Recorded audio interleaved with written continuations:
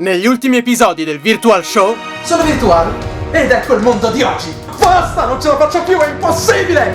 Se sbagli pronuncia una volta mica finisce il mondo. Non te la darò vinta! Ma ancora qui stai? Dai, basta, lascia perdere, tanto non ce la farai mai.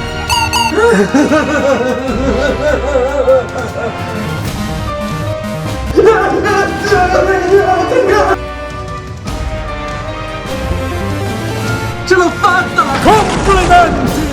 Io ti faccio dono del potere di invertire la tua stessa gravità. Immagino che il processo sarà indolore, vero?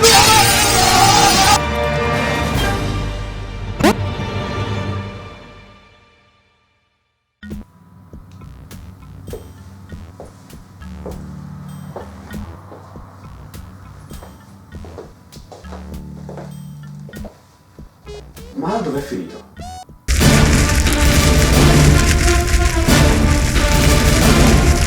Boh, l'ultima volta che l'ho visto stava correndo di fuori delirando su poteri gravitazionali ed un certo Isacco nuova tonnellata. Sì, ma questo è stato settimane fa, io pensavo si fosse chiuso da qualche parte a lavorare sul nuovo episodio.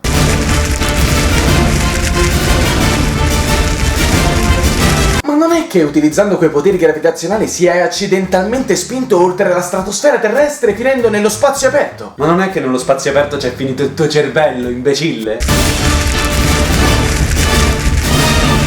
Altro che cervello nello spazio, io ti rispetto!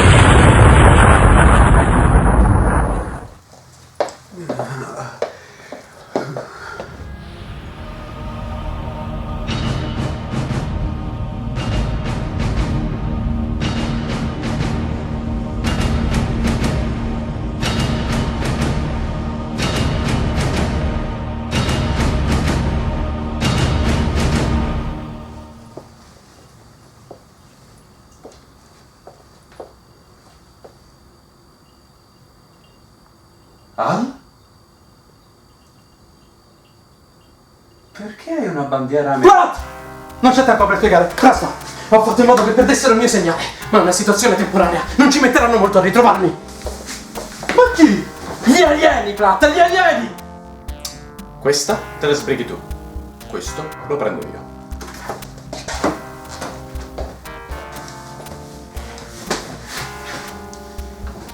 Al? Al! Che c'è? Gli alieni arriveranno qui a momenti, non c'è tempo! Al, ho una buona notizia per te. Cosa? Gli alieni non esistono! Esistono e come? Li ho visti con i miei occhi! Ti sorprenderà, ma non è stata trovata alcuna prova sull'esistenza di altre forme di vita intelligenti oltre a noi. Secondo me ti sei visto un po' troppi film di fantascienza. Perché non vieni qui e non ti siedi?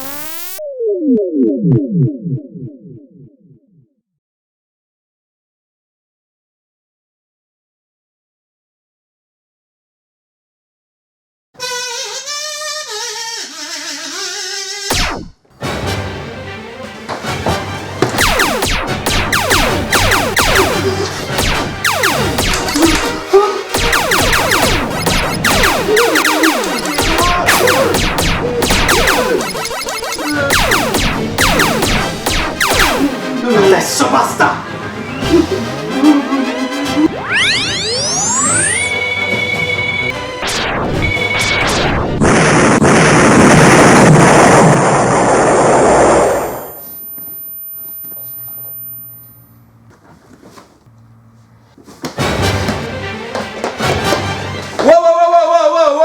Wow!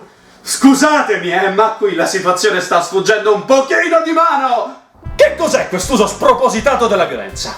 Non vi basta rapire le nostre mucche per installarci le vostre sonde anali? Ora dovete anche attaccarci in questo modo! Veramente noi saremmo i marziani di Marte? Quelli a cui voi fate riferimento sono i grigi di Keplero 7. Ora, io non voglio essere razzista, no! Però effettivamente i grigi sono pericolosi e perversi, che rapissero le loro di mucche, dico io. Comunque, non veniteci a parlare di attacchi. Siete voi terrestri che avete piani ostili verso di noi. Come? Basta dire cazzate, umano! Abbiamo appena trovato un vostro dispositivo per la simulazione bellica!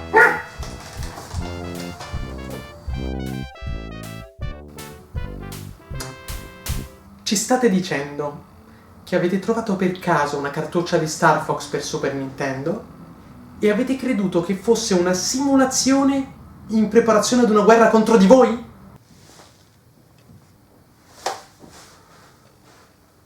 È la trama di Pixel. Sì, Pixel, il film del 2015. Ma sì, dai, quello con Adam Sandler. Adam Sandler! Non c'era più quel nome! Quindi è da qui che vengono quei lungometraggi di propaganda per istupidire le masse! Ah, beh, non metto in discussione che i suoi film non siano tra i più intelligenti, ma... Maledetti terrestri, volete farci impazzire! Non capite che è tutto un semplice malinteso? C'è una spiegazione logica a tutto questo! E allora spiega, terrestre! Spiega!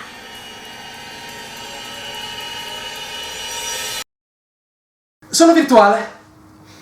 Ed ecco il mondo di oggi!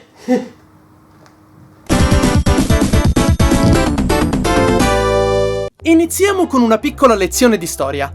Parliamo di una casa di sviluppo del passato che, nonostante il suo contributo ad una delle console più di successo a livello mondiale, è rimasta semi-sconosciuta, almeno per la maggior parte dei giocatori di oggi.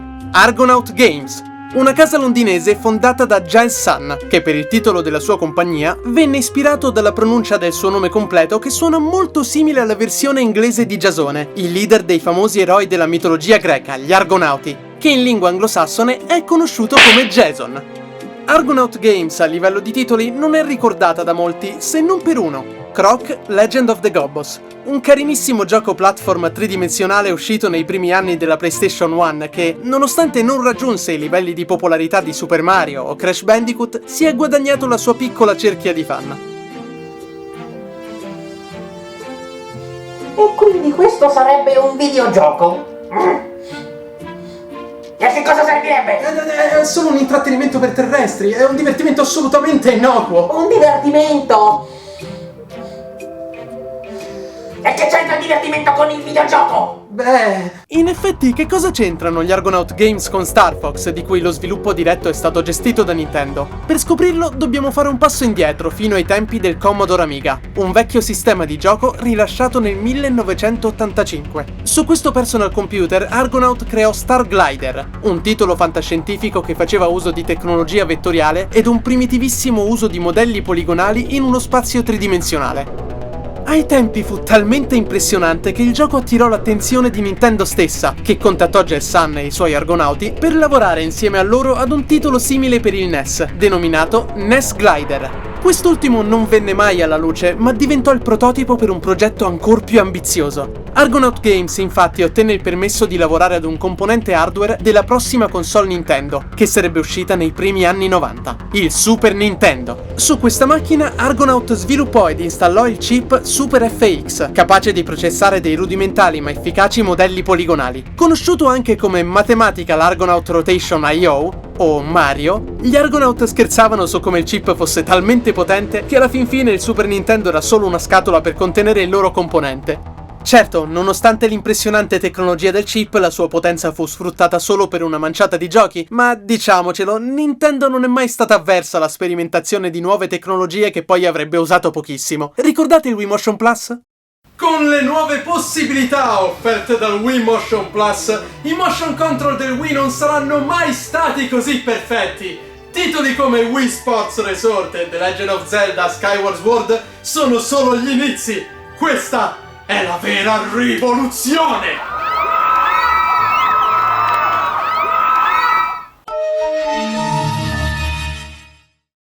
Sì, no, la tengo accesa che passerà di qui a momenti. No, abita qui, ne sono sicuro. Ho controllato. Aspetta, eccolo, guarda. Mi scusi tantissimo. Salve. Salve, senta, volevamo sapere se avevate altri piani per il Wii Motion Plus dopo l'uscita di Skyward Sword. Avete altri giochi in sviluppo per la periferica?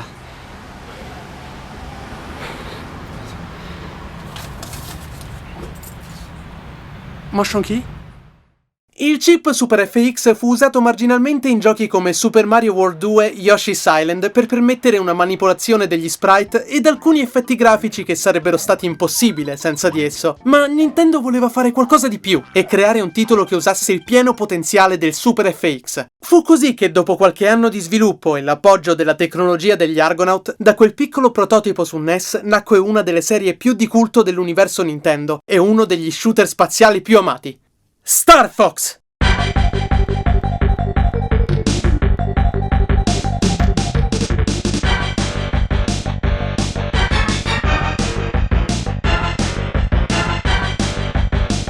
Star Fox, conosciuto in Europa come Starwing, per evitare confusioni con la quasi omonima compagnia Starvox, uscì su Super Nintendo nel 1993 e fu tra i primissimi esempi di giochi a 3 dimensioni. Ambientato nel sistema solare di Lylet, il gioco racconta di una galassia abitata da animali antropomorfi dall'alto livello tecnologico e del team Star Fox, capitanato da Fox McCloud, figlio di un leggendario pilota disperso in guerra che dovrà affrontare insieme ai suoi alleati in sella alle loro navette Airwing le forze del malvagio Dottor Andros, un primate super intelligente che, fatto impazzire dalla propria ambizione, stabilisce la sua base sul pianeta Venom, determinato a conquistare l'intera galassia.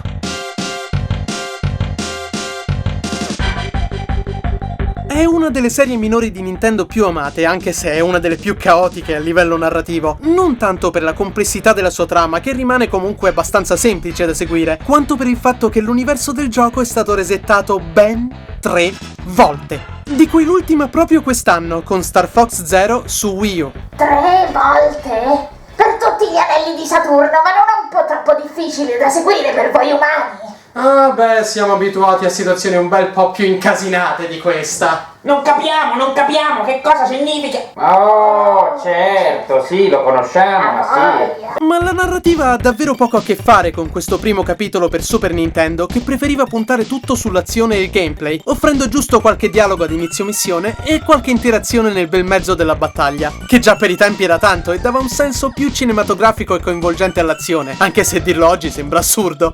Il concetto di Star Fox è stato ideato da Shigeru Miyamoto, già autore di Super Mario e The Legend of Zelda, che fu ispirato da qualcosa che a primo impatto sembrerebbe non avere niente a che fare con navi spaziali e animali antropomorfi. Una visita al santuario di Fushimi Inari Taisha di Kyoto, in Giappone. Questo santuario di religione shintoista è dedicato alla divinità Inari, patrono degli affari, del commercio e dio del riso, considerato una delle risorse più importanti del Giappone antico. Ma ciò che ispirò di più Miyamoto furono le lunghe file di tori, degli enormi cancelli in legno che in Giappone precedono l'accesso in luoghi sacri, insieme alla quantità di statue di volpi sparse per il tempio, vista la credenza che Inari ci si trasformasse spesso per nascondere la sua identità. Fu così che Miyamoto immaginò questa volpe volare attraverso i tori, e da questo semplice pensiero nacque il concetto per Star Fox. Già a partire dal primo livello, infatti, il gioco darà la possibilità di volare dentro dei portali che ricompenseranno il giocatore con dei potenziamenti. Vorresti dire che gli esseri umani, da un concetto così basilare, sono in grado di costruire interi mondi immaginari? È il potere della creatività alimentato dalla passione.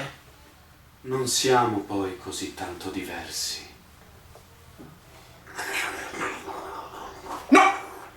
Al giorno d'oggi si potrebbe dire che Star Fox è tra gli esempi di grafica tridimensionale più datata, con modelli talmente semplici che è possibile contare il numero di poligoni di cui sono costituiti. Eppure è proprio questa semplicità che dà un aspetto così particolare al gioco. Trovo che abbia un suo fascino e, nonostante il numero limitato di poligoni, gli sviluppatori di Nintendo sono riusciti a creare un'impressionante varietà di nemici e boss da affrontare, ma di questi ultimi ne parleremo a breve. Nonostante adori questo aspetto così primordiale e semplice, quest'ultimo ha i suoi aspetti negativi. Teniamo a mente che Star Fox spremeva l'hardware del Super Nintendo fino al suo limite, e un'operazione del genere non può non avere un impatto sulla performance del gioco, che soffre di rallentamenti abbastanza frequenti, oltre che un sempre presente effetto pop-out. Il termine pop-out è di solito usato in campo videoludico per descrivere una tecnica comune soprattutto nei moderni giochi a mondo aperto, che fa apparire o caricare certi oggetti o personaggi solo quando il giocatore ci si avvicina abbastanza. Questo fa risparmiare potenza di calcolo, ma mentre a volte può risultare solo leggermente fastidioso a livello di immersione e ci si può fare l'abitudine, in altri casi la questione è ben diversa. Per fortuna, nonostante il pop-out sia ben visibile, la distanza tra la navetta e gli ostacoli è sempre più che abbastanza per permettere al giocatore di agire di conseguenza. Quindi ai tempi il gioco era tecnicamente impressionante, seppur con qualche singhiozzo. Ma era divertente giocarci?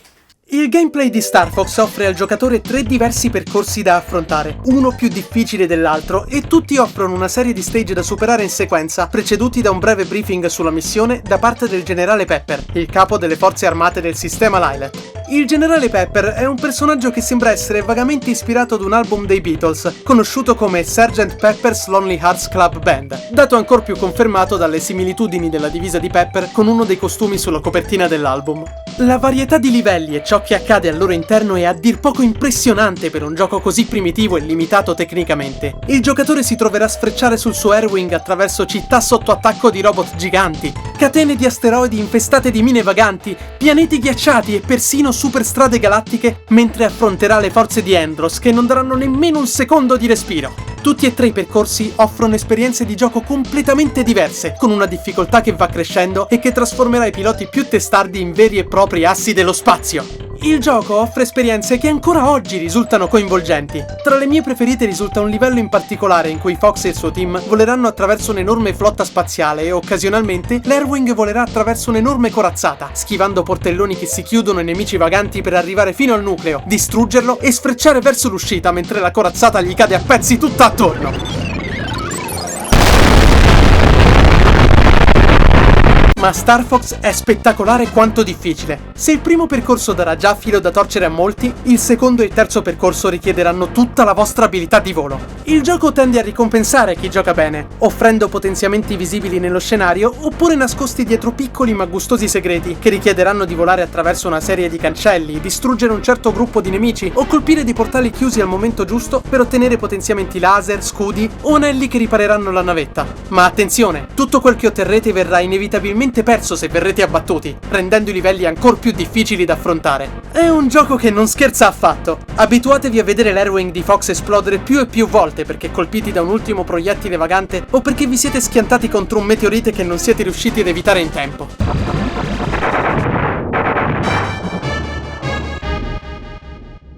Ma parlando di emozioni forti, se i livelli in sé sono vari e spettacolari, i boss del gioco non sono da meno. Con poche manciate di poligoni, gli sviluppatori di Nintendo sono riusciti a creare uno svariato numero di micidiali macchine da guerra. È proprio vero che avere dei limiti tecnici a volte incoraggia la creatività. È un po' come giocare con i mattoncini dei Lego, sono di quantità e di forme limitate. Eppure pensate alle milioni di possibilità che si hanno con così pochi elementi. Così che in Star Fox dei semplici ammassi di poligoni diventano enormi ragni meccanici, carri armati, corazzate da distruggere dall'interno, navette che si trasformano in robot. Saranno tutti una gioia da abbattere e vedere esplodere in 1000 pezzi. O quasi tutti. Sì, perché mentre in generale la difficoltà di Star Fox è alta ma ben bilanciata, ci sono un paio di eccezioni. Ci sono un paio di boss nello specifico che risultano molto più frustranti di quel che dovrebbero essere. Sono sul percorso 3 nella seconda metà e hanno entrambi lo stesso problema. I loro punti deboli sono quasi impossibili da colpire. In particolare uno dei boss vi metterà all'interno di una nave madre, in cui dovrete colpire degli emettitori di elettricità mentre ruotano per disattivarli ed esporre il nucleo centrale che rimarrà scoperto solo per qualche secondo. Abbastanza facile, no? Haha, col cazzo! Perché a parte il dover evitare i flussi elettrici, liberarsi delle sentinelle che continuano ad entrare nella stanza e lo stare attenti a non riattivare gli emettitori già colpiti, dovremmo avere a che fare con il fatto che i nostri colpi non verranno registrati dal gioco! Ma solo quelli mirati a disattivare i flussi, eh? Tranquilli che i colpi laser che andranno a colpire quelli già disattivati, quelli verranno registrati sempre benissimo!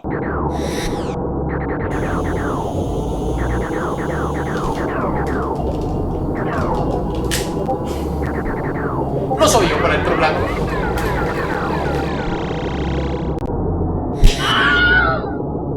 A parte questo paio di eccezioni, le battaglie contro i boss, seppur difficili, sono sempre coinvolgenti e state sicuri che continueranno a sorprendervi fino alla fine.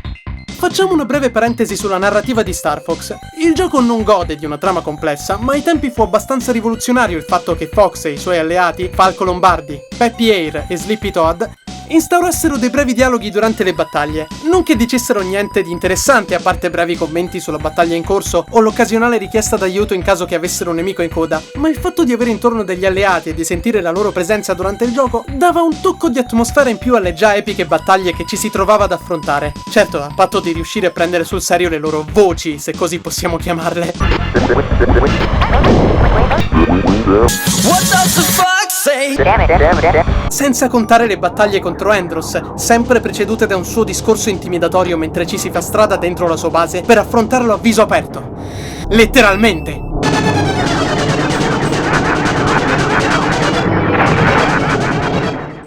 La serie di Star Fox in generale incarna quel che è una space opera da cartone del sabato mattina, cosa che è stata sviluppata ancora di più nei rispettivi seguiti. Non è né complessa né profonda di significato, ma non vuole nemmeno esserlo. Vuole essere semplicemente una figata di avventura a bordo di una navicella spaziale per combattere le armate di un malvagio esercito intergalattico. E naturalmente un'atmosfera così semplice di natura eppure così intensa deve essere supportata da una soundtrack competente.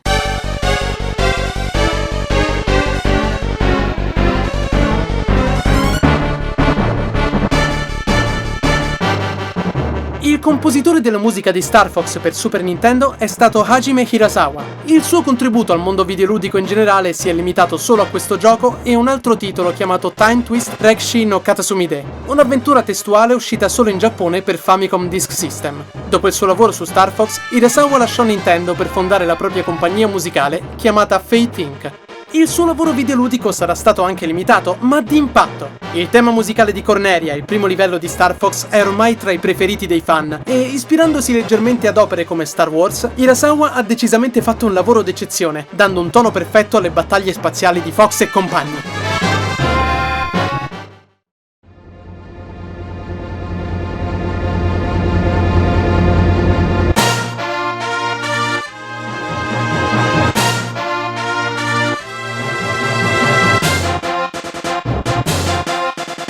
Star Fox è una meraviglia tecnologica dei tempi andati, simbolo di un mondo che stava per cambiare e che a breve avrebbe assistito ad una vera e propria rivoluzione: l'accesso nella terza dimensione. Immaginate la nostra meraviglia quando per la prima volta vedevamo davanti ai nostri occhi qualcosa del genere, un gioco che ci dava la possibilità di muoverci in uno spazio con una propria profondità.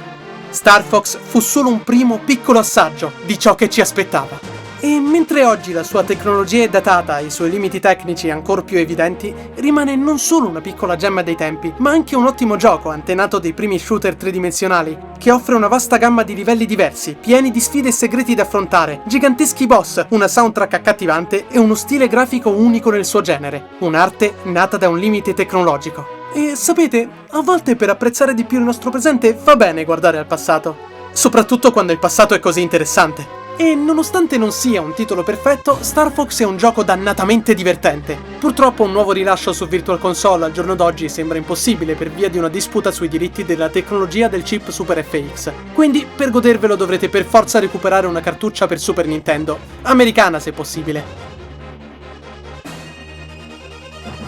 Questi videogiochi sono fantastici! Sono fantastici! Continuate a farlo ancora! Sì, e non solo videogiochi! Fumetti, cartoni, film, serie, libri. Avete davanti a voi un intero universo invisibile. Tutto ciò che dovete fare è scegliere un mondo da esplorare. Visto che questo grosso equivoco è stato chiarito, immagino che non vorrete più attaccare il nostro pianeta, no? Certo che sì! Sì, ma certo! Questo pianeta è troppo divertente! Vi costringeremo a fare tutti i videogiochi per noi! Diremo nostri sì! Mi sto scaldando!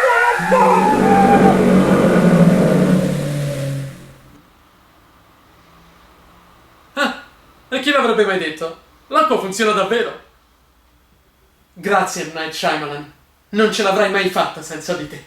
Non c'è problema, Al. Questa è l'ultima volta che quegli alieni ti daranno fastidio. Oppure no?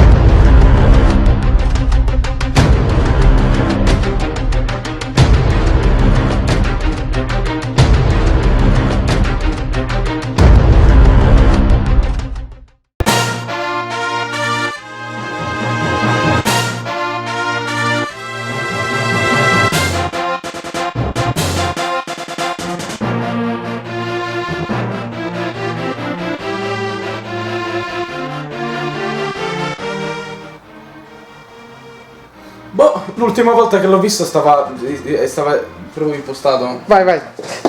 Boh, l'ultima volta che l'ho visto stava correndo di fuori delirando su poteri gravitazionali e un certo... E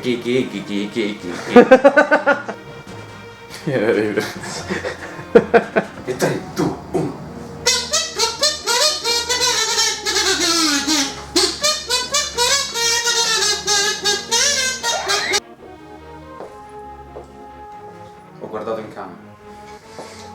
Mi dà fastidio. Mi dà fastidio. Ok, dai, di nuovo.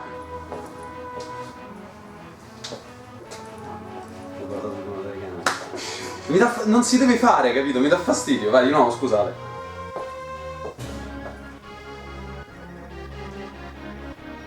Ma dov'è finito?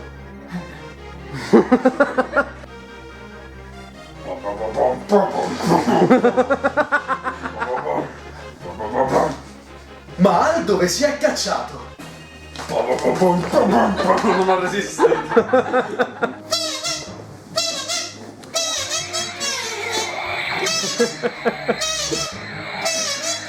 Veramente quelli a cui voi fate riferimento sono i marziani grigi di Keplero 7 e noi siamo i marziani di Marte.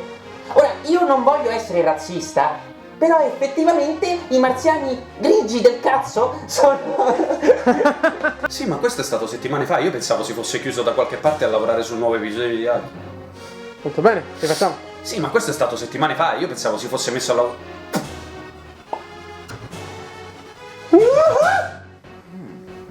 Sì, ma questo è stato settimane fa. 1, 2.